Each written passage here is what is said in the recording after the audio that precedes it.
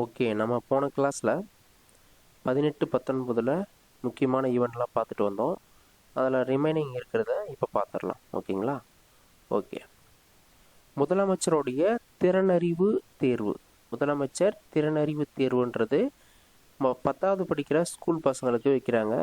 இது என்னுடைய நோக்கம் மாதம் 1000 ரூபாய் கொடுக்குறாங்க. சரிங்களா? அந்த திறனறிவு தேர்வில் தேர்ச்சி பெற்ற மாணவர்களுக்கு 1000 ரூபாய் மாதம் தராங்க. சரிங்களா? இந்த திட்டம் எப்போ தொடங்கப்பட்டது அப்படின்னு சொல்லி பார்த்தீங்கன்னா 2023, 24 நிதியாண்டில். சரிங்களா? 2023, 24. ஓகேங்களா?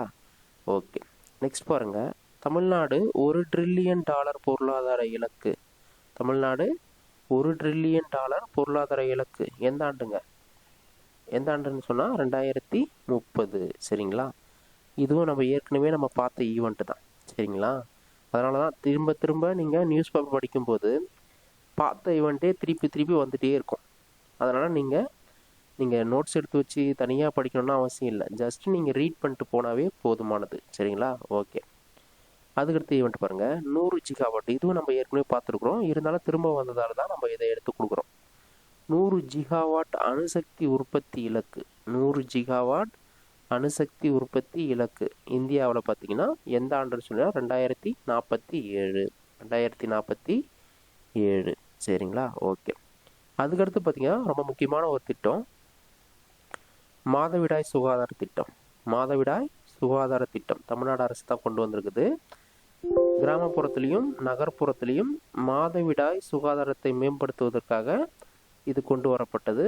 2024-25 நிதியாண்டில் பார்த்தீங்கன்னா 113 கோடி 113 கோடியை ஒதுக்கீடு செஞ்சுருக்கிறாங்க. சரிங்களா? ஓகே. ஜஸ்ட் தெரிஞ்சு வச்சுங்க, ஒரு இன்ஃபர்மேஷன் தான். அதுக்கடுத்து பார்த்தீங்கன்னா கார்பனை பற்றி ஒரு ஆய்வு நடத்துகிறாங்க. அந்த ஆய்வு பாருங்கன்னா சதுப்பு நிலங்கள், ஓர்ப்பு சதுப்பு நிலங்கள், கடற்பாசிகள், இதெல்லாம் இந்த தகவமைப்புலாம் கொண்ட மண்டலங்களில் ஆய்வு நடத்தும் போது என்ன ஆகுதுங்க, 1 மீட்டர் ஆழத்தில் நீல கார்பன் இருப்புகள் கிடைக்குது. நீல கார்பன் இருப்புகள் கிடைக்குது. இதுதான் இதனுடைய சிறப்பம்சம். சதுப்பு நிலங்கள், ஓர் சதுப்பு நிலங்கள், கடற்பாசிகள், இந்த சூழ்நிலை கொண்ட மண்டலங்களில் 1 மீட்டர் ஆழத்தில் ஆய்வு மேற்கொள்ளும் போது நீல கார்பன் இருப்புகள் கண்டுபிடிக்கப்பட்டிருக்குது 2024. ஜஸ்ட் சும்மா தெரிஞ்சு வச்சுங்க. ஓகேங்களா? எக்கனாமிக்ஸ் பேஸ் இதெல்லாம். அதுக்கடுத்தது அடிக்கடி கொஷின்ஸ் கேட்குற ஏரியாவும் இதுதான். ஜாகிரபியை பொறுத்த வரைக்கும் அதிகமான கொஷின்ஸ் இது ரிலேட்டடாக வந்திருக்குது. ஆரவல்லி மலைத்தொடர். சரிங்களா? ரொம்ப முக்கியமான ஒரு மலை. சரிங்களா? இந்தியாவின் பழமையான மடிப்பு மலை அப்படின்னு அழைக்கப்படுவது எதுன்னு சொல்லி கேட்டாங்கன்னா எதுங்க? ஆரவல்லி மலைத்தொடர். கிட்டத்தட்ட பார்த்தீங்கன்னா 692 கிலோமீட்டர் நீளம் கொண்டது இது. சரிங்களா? இது எந்தெந்த மாநிலத்தை பேஸாக வச்சுட்டு போகுதுன்னு சொல்லி பார்த்தீங்கன்னா குஜராத், ராஜஸ்தான், ஹரியானா, டெல்லி. ஓகேங்களா? குஜராத், ராஜஸ்தான், ஹரியானா, டெல்லி. சரிங்களா? இந்த மாநிலத்துங்க வழியாக இது பயணிக்குது. சரிங்களா? கிட்டத்தட்ட ராஜஸ்தானில் பார்த்தீங்கன்னா 3/2 பங்கு இதுதான் இருக்கும். 3/2 பங்கு இதுதான் இருக்குது. அது மட்டும் இல்லாமல் இந்தியாவுடைய மிதமான காலநிலைக்கு ரொம்ப முக்கியத்துவம் வாய்ந்தது எதுங்க? இந்த ஆரவல்லி மலைத்தொடர் தான். அது மட்டும் இல்லாமல் நிலத்தடி நீர் அதிகரிக்கிறதுக்கு சபர்மதி, லூனி, பானஸ் இந்த 3 நதிகளுக்கும் நீர் ஆதாரம் எதுங்க? ஆரவல்லி மலைத்தொடர் தான். அது மட்டும் இல்லாமல் பல்லுயிர் பெருக்கும், காடுகள், பழங்குடியினருடைய வாழ்வாதாரத்துக்கு ரொம்ப துணை புரியுது. சரிங்களா? நிறைய விதமான தாதுக்கள் நிறைஞ்சிருக்கிற ஒரு மலைத்தொடர் தான் இந்த மலைத்தொடர்.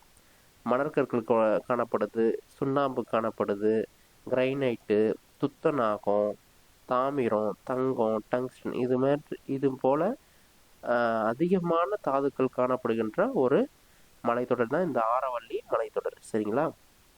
அது மட்டும் இல்லாமல் இந்த மலைத்தொடர் இருக்கிறதால தான் மண் அரிப்பும் நிகழாமல் இருக்குது. எங்கள் தலைநகர் டெல்லிலாம் சொல்கிறோம் இல்லையா, இந்த டெல்லியெலாம் பார்த்தீங்கன்னா மண் அரிப்புகள் ஏற்படாமல் தடுக்கிற ஒரு மிகப்பெரிய ஒரு மலைத்தொடராக இது இருக்குது. சரிங்களா? ஓகே. நெக்ஸ்ட் பார்க்குறது